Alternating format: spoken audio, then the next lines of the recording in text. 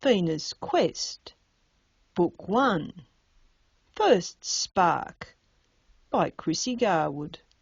Chapter 2, Trouble in the Dining Room. Phoena slipped unnoticed into the room. This was the first time she had ever been late, but she had seen this manoeuvre executed by others. The other maids all wore an identical uniform. The others were moving between their trolleys and the service counter.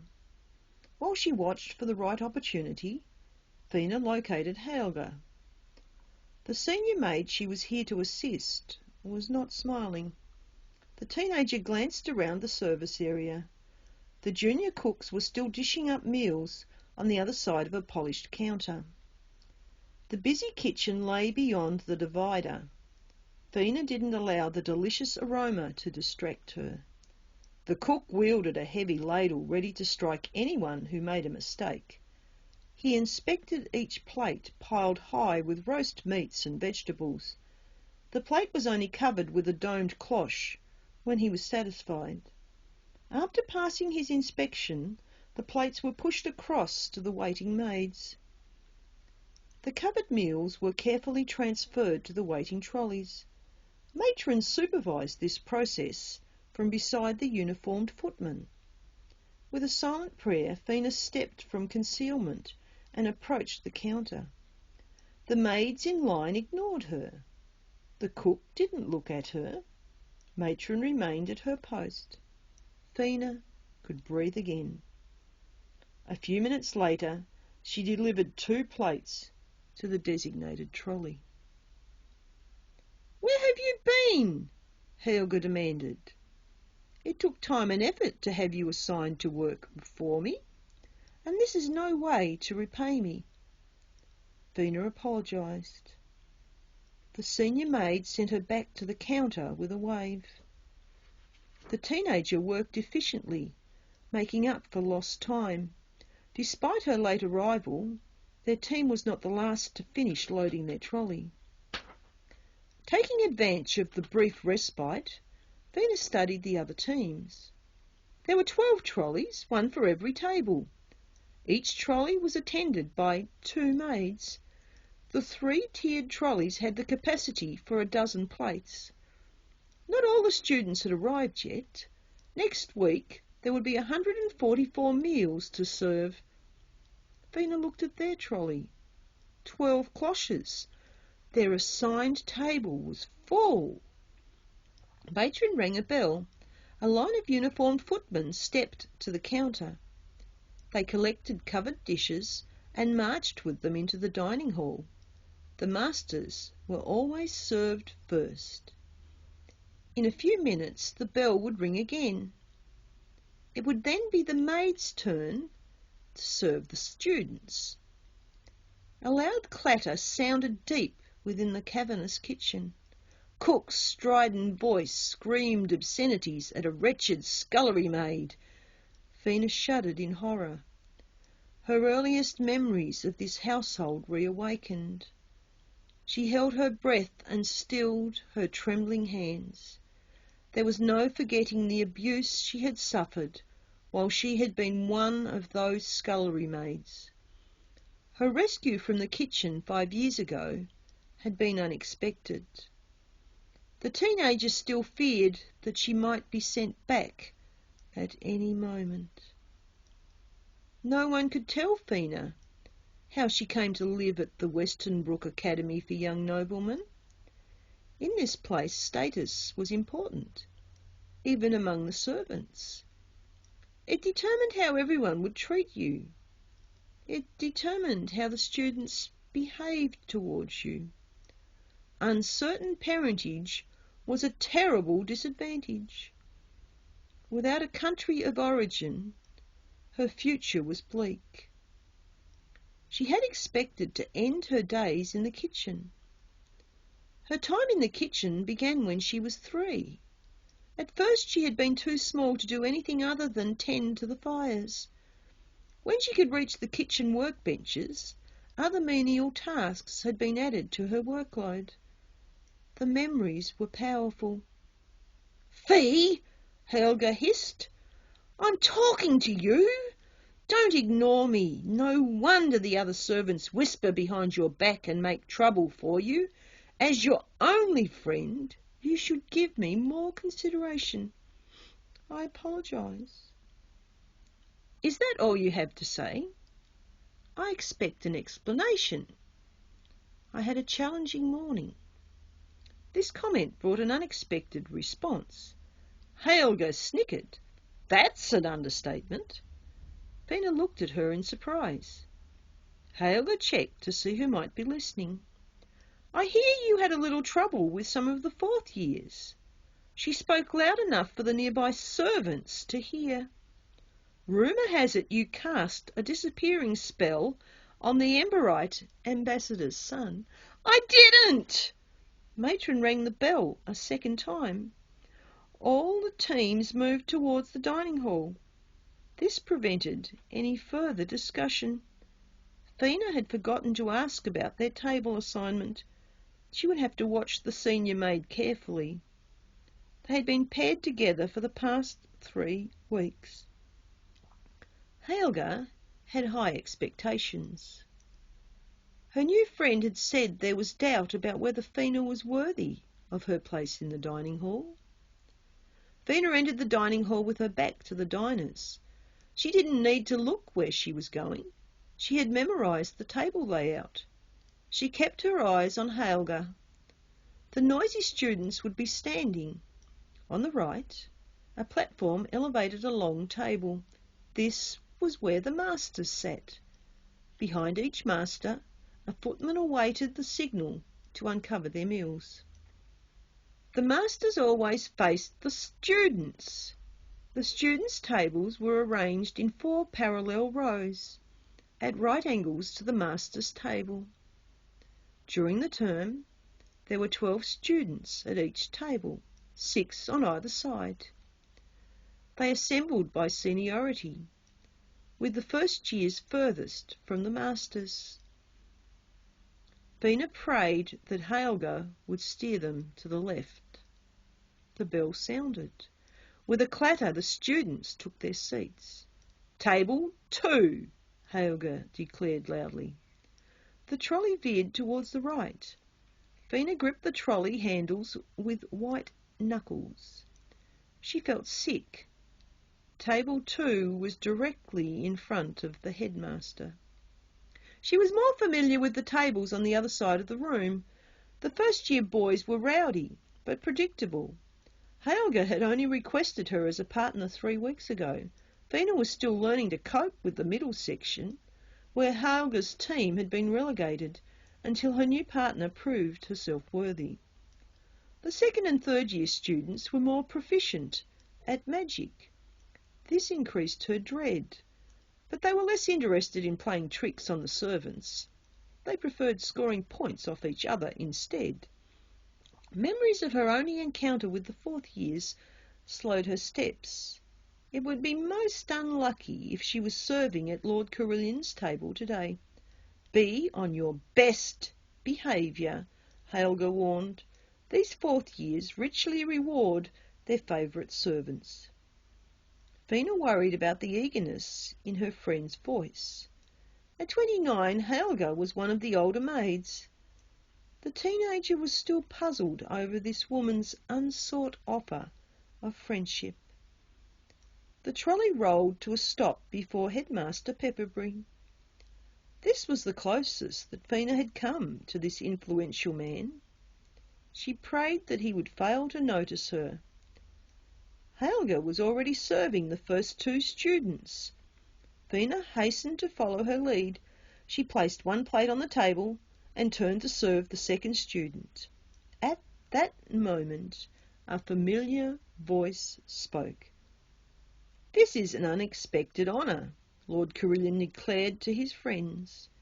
"Behold this enchantress who serves at our table. Be careful not to meet her eye, lest she mesmerises you." An expectant hush fell over the diners at his table. Phoena's cheeks reddened. She hesitated for a moment before placing the plate before her tormentor. Careful not to meet his eye, she continued her duties around the table. When she was directly opposite him, Lord Carillon spoke again. "I can't believe you're standing beside your recent victim and treating him like a stranger." She glanced towards the smiling youth. She was certain she had never seen this pale-skinned blonde man before. He lacked a beard except for a pale wisp of hair on his chin. Even his thin moustache seemed insubstantial. This made him stand out among his companions. Phoena looked towards Lord Carillon in confusion. "You must tell us, Aramis," Lord Carillon said, "how she bound you to her will.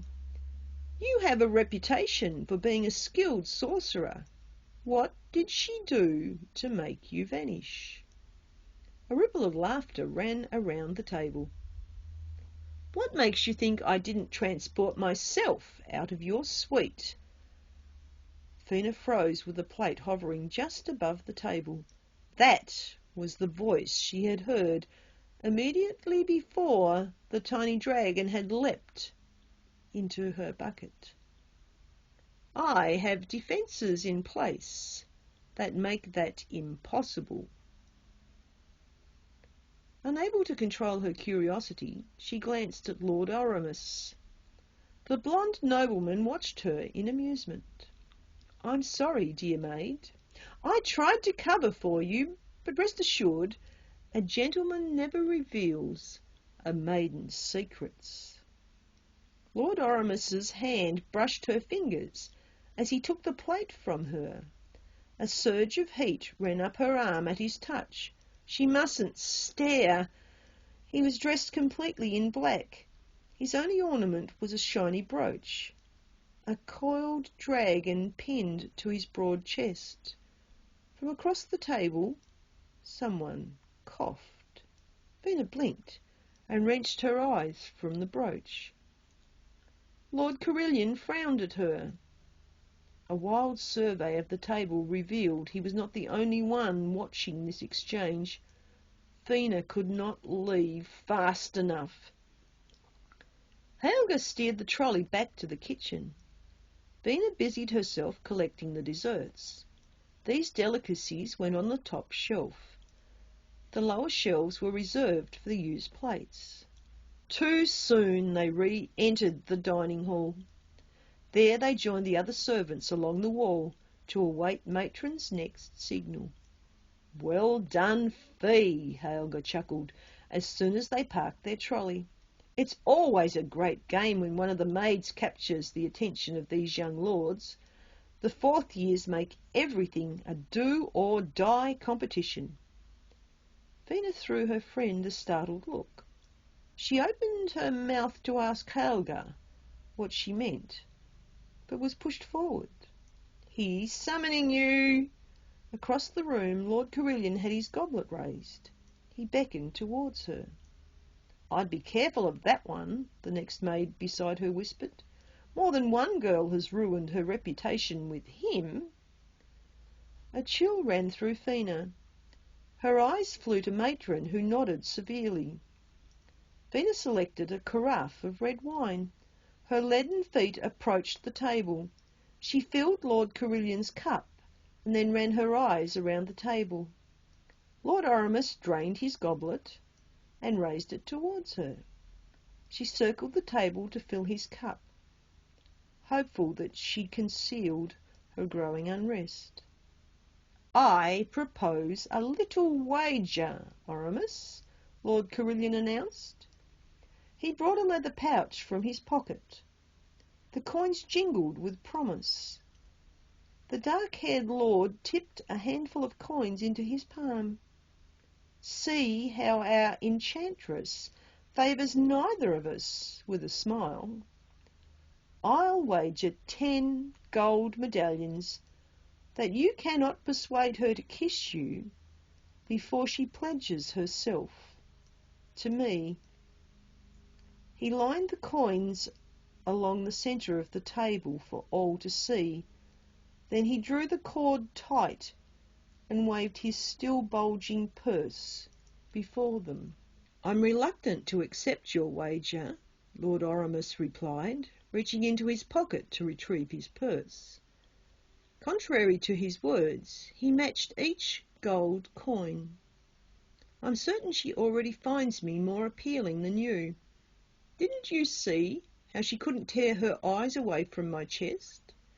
It doesn't seem fair to rob you of your gold when I have already won." Then Lord Oramus took out an 11th coin. He flipped this coin into the air. All eyes watched the progress. When it descended, he snatched it from the air and held it towards her. This coin was more than she would earn in a year. She clutched the wine carafe even tighter. "If you accept this coin, everyone will know that you prefer me. There's no need for me to embarrass you by demanding a public kiss." Phoena flinched at his bold assurance. If only she hadn't noticed the glittering dragon-shaped brooch. Her curiosity about a possible connection with the mysterious dragon net had complicated everything. Now she had 2 students to avoid. Without a word, she walked stiffly back to Helga. Laughter chased her all the way. Her heart insisted she should run, but she won that battle. With downcast eyes, she wished she truly had a disappearing spell. When she reached her friend, Phoena pressed back against the wall. "You look as if you're going to faint," Helga said. "What was that about?" "A wager." Matron appeared in front of her. "Quick, Helga! Get her out of the dining hall and into the fresh air. You have 10 minutes to get her presentable." "A wager!" Helga cried in delight as she hustled Phoena through the side entrance into the back garden. "What fun! Which one will you choose?" "What?" "Which lord will you favour?" "Oh, you fortunate girl! They're both wealthy, and they will shower you with expensive gifts. Be careful not to make your choice too soon."